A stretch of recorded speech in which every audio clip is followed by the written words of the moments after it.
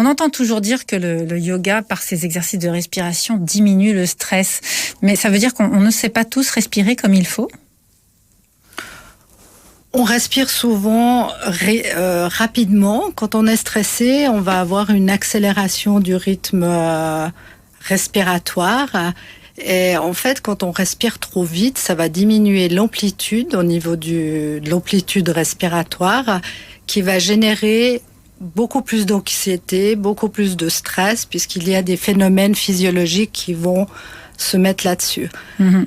Alors maintenant, en respirant tranquillement, en apprenant à débloquer le diaphragme à travers l'apprentissage de la respiration abdominale, thoracique, on va pouvoir ralentir cette respiration pour pouvoir amener un apaisement, puisqu'on sait que la respiration, elle est corrélée à l'état dans lequel on est.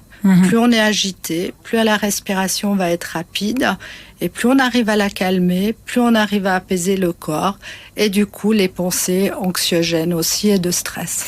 Mais alors, est-ce qu'en pratiquant régulièrement du yoga, on échappe au stress, ou est-ce qu'il faut faire ces exercices de respiration appris au yoga au moment où on stresse ? Vous voyez ce que je veux dire ? Eh bien, les deux. Il faut s'entraîner. Il faut s'entraîner au préalable.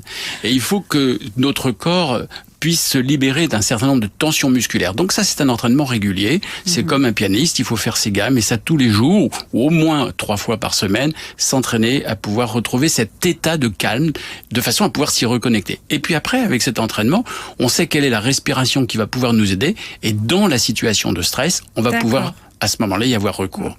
Et alors, dans l'éducation de nos enfants, en quoi est-ce que le yoga permet de développer leur concentration ? C'est quoi les exercices qui leur font faire ça ?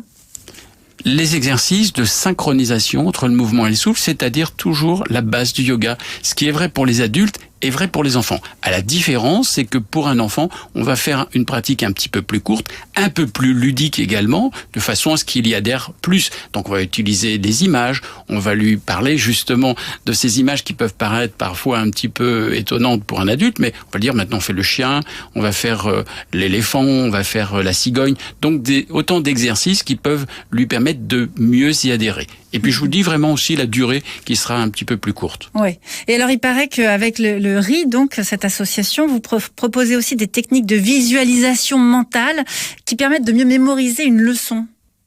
Alors, toutes les techniques de visualisation mentale, c'est ce que disait Corinne tout à l'heure, la visualisation, c'est une forme de méditation, c'est une forme de relaxation, donc on peut lui donner le nom qu'on veut, mais ça fait partie intégrante du yoga, et toutes ces visualisations vont aider à la concentration.